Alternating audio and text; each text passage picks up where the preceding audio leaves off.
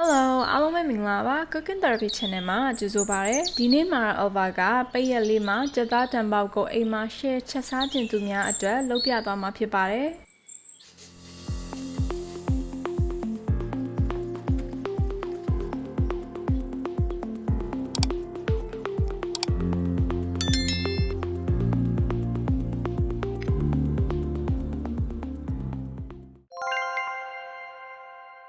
အရင်ဆုံးတံပေါက်မှာအဓိကကျတဲ့မဆလာပြုတ်လုပ်ပါမယ်။ကရဝေးရွက်10ခု၊ကြက်ပိုးကောက်တစ်ချံ၊နနန်စစ်ထမင်းစားစွန်း3စွန်း၊ဇီရာထမင်းစားစွန်း2စွန်း၊နနက်ပွင့်5ခု၊စားပွင့်အနှဲငယ်၊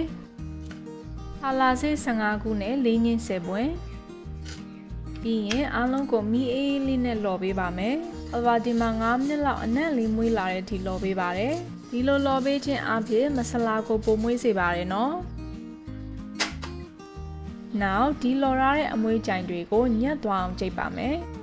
။ဒါဆိုရင်လက်လက်ဆက်ဆက်နဲ့မွေးကြိုင်ကြိုင်တံပေါက်မဆလာလေးရပါပြီနော်။ပြီးရင်ကြက်သားပေါင်2ခုရင်အုပ်2ခု50ကြက်သားလောက်ကိုအရသာနဲ့နယ်ဖို့လုပ်ပါမယ်။စားထမင်းစားစွန်း1စွန်း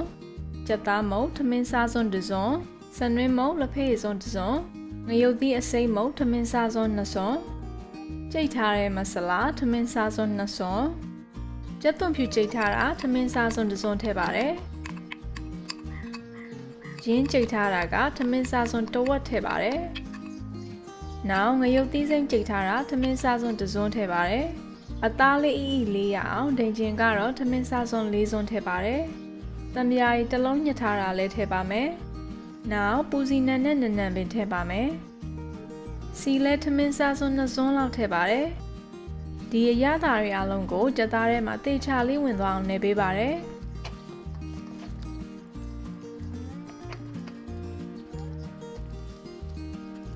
ပြီးရင်အသားကိုအနည်းဆုံး1နာရီလောက်နှက်ထားပါမယ်နော်။ Elva ကတော့ဒီမှာဆိုင်တွေကလိုပမာချက်တစ်ကောင်ကို4ပိုင်းပိုင်းထားတာပါနော်။နောက်ဒဲအိုထဲမှာမီးမီဒီယမ်လောက်ထားပြီးစီမများလေးထည့်ထားပါ။တံပေါက်မှာအရေးကြီးတဲ့ကြက်သွန်ကြော်ပါမယ်။ကြက်သွန်နီ10လုံးကိုပပလီထားပြီးစီထဲထည့်ကြော်ပါတယ်။ကြက်သွန်ကြော်တဲ့နေရာမှာအရေးကြီးတာကတော့အဆက်မပြတ်လေးမှွေပြီးနေရပါမယ်နော်။မီးကလည်းအရင်မအေးရသလိုအရင်လည်းမပြင်းပါဘူး။မီဒီယမ်ဟီးလောက်ဆိုရပါပြီနော်။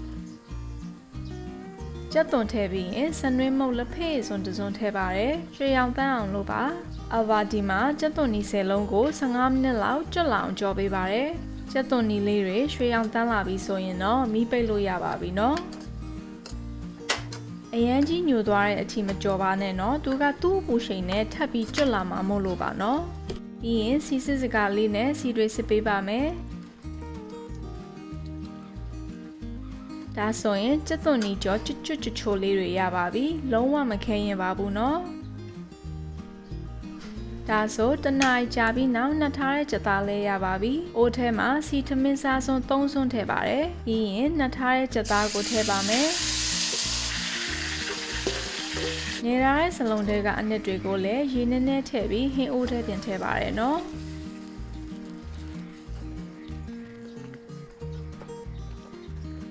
နောက်ကြော်ရတဲ့ကြက်သွန်ကြော်တစ်ဝက်ကိုလည်းဟင်းထဲထည့်ချက်ပါမယ်။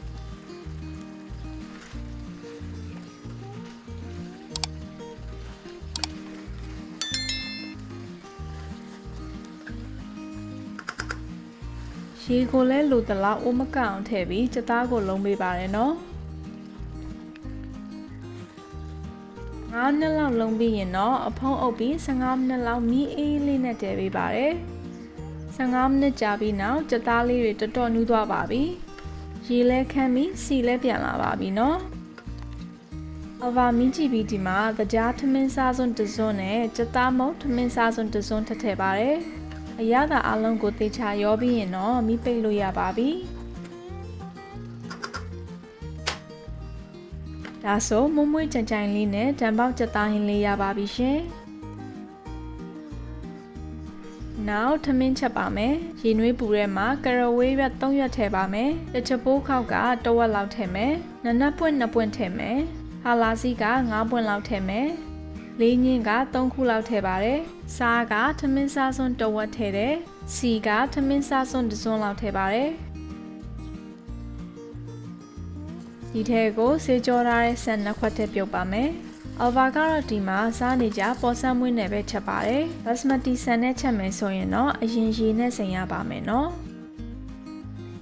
ဆန်ကိုပြုတ်တဲ့နေရာမှာနူးဤသွားတဲ့အထိပြုတ်စရာမလိုပါဘူး။80% လောက်ကျရင်ချလို့ရပါပြီ။ဆန်ကလက်နဲ့ဖဲ့လိုက်ရင်မကြေသွားရပါဘူးနော်။မမဆက်ဆက်လေးဖြစ်ရပါမယ်။ဒါဆိုမီးပိတ်ပြီးရေစစ်လို့ရပါပြီ။ရေစစ်ပြီးရင်ထမင်းထဲကအရွက်အခေါက်လေးတွေဖယ်ထုတ်ပါတယ်။ဒါဆိုရင်ဆန်လုံးရှိလေးတွေနဲ့ထမင်းလေးရပါပြီနော်။ Now တံပေါက်ထောပတ်ဆက်ပါမယ်။ထောပတ်ထမင်းစားစွန်း၄စွန်းထဲမှာနိုစိမ့်ထမင်းစားစွန်း၄စွန်းထည့်ပါတယ်။ Now လိမ္မော်ရောင် food coloring လက်ဖက်ရည်စွန်းတစ်စွန်းထည့်ပါတယ်။အယောင်လေးကိုဆက်ထားတဲ့ထောပတ်ထဲမှာနှံ့သွားအောင်မွေပေးပါ။ Now ကြက်သွန်ကြော်ထဲမှာမဆလာလက်ဖက်ရည်စွန်း2စွန်းထည့်ပြီးခြေပေးပါတယ်နော်။မွေးပြီးအရသာနှံ့သွားအောင်လို့ပါ။ဒါဆိုအားလုံးစုံပြီးဆိုရင်အိုးထဲမှာချက်ထားတဲ့ထမင်းတစ်ဝက်ကိုထည့်ပါမယ်။ပြီးရင်ခုနကဆက်ထားတဲ့ထောပတ်ရည်တစ်ဝက်ကိုထမင်းပေါ်မှာလောင်းပေးပါတယ်။ဒါကတော့ခုနကခြေထားတဲ့ကြက်သွန်ကြော်ပါ။သူ့ကိုလည်းထမင်းပေါ်မှာတစ်ဝက်ဖြူပေးပါတယ်။ Now သီယိုစီးနဲ့စပစ်ချောက်အနှဲငယ်လေးထည့်ပါမယ်။ချက်ထားတဲ့ကြက်သားရင်အားလုံးကိုထမင်းပေါ်မှာထည့်ပါတယ်။နံမင်းလည်းအနှဲငယ်အုပ်ပေးပါတယ်။ပြီးရင်ကျန်တဲ့ထမင်းတစ်ဝက်ကိုကြက်သားဟင်းပေါ်မှာထည့်အုပ်ပါတယ်။အပေါ်ကထမင်းအထက်ပေါ်မှာလည်းကျန်တဲ့ထောပတ်တစ်ဝက်ကိုထည့်ပါမယ်။ Now ပူစီနဲ့အနှဲငယ်အုပ်မယ်။သီယိုစီနဲ့စပစ်ချောက်လည်းထပ်ဖြူပေးမယ်။ကြက်သွန်ကြော်နောက်တစ်ဝက်လည်းထည့်ပါမယ်။ပြီးရင်မီးအေးလေးနဲ့အဖုံးအုပ်ပြီးမိနစ်20လောက်တည်ပေးရပါမယ်နော်။မိနစ်20ကြာပြီးနောက်တော့အားလုံးနူးဤပြီးဓာတ်ပေါက်မုံမွေးလေးလည်းရပါပြီနော်။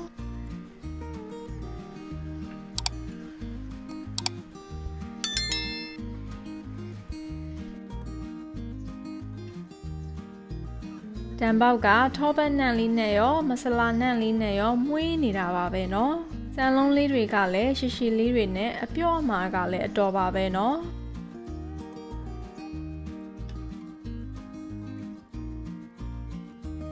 ဒါဆိုပွဲပြင်ပါမယ်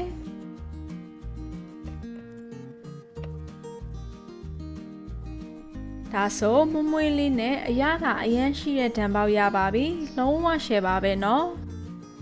Elva ကတော့ဓာတ်ပေါက်ကိုဘလက်ချောင်းကျော်အဆက်လေးနဲ့တွဲစားပါတယ်။သမ ्या သီးတနတ်တို့ဘာလို့ကိုကကြိုက်တယ်ဆိုလဲဓာတ်ပေါက်နဲ့တွဲစားရင်အရန်လိုက်ဖက်ပါတယ်နော်။ဒီဓာတ်ပေါက်လေးကကြက်သားဟင်းတင်မကထမင်းလုံးတွေကပါအရသာရှိပြီးမှုေးပြီးအရန်စားကောင်းတာပါနော်။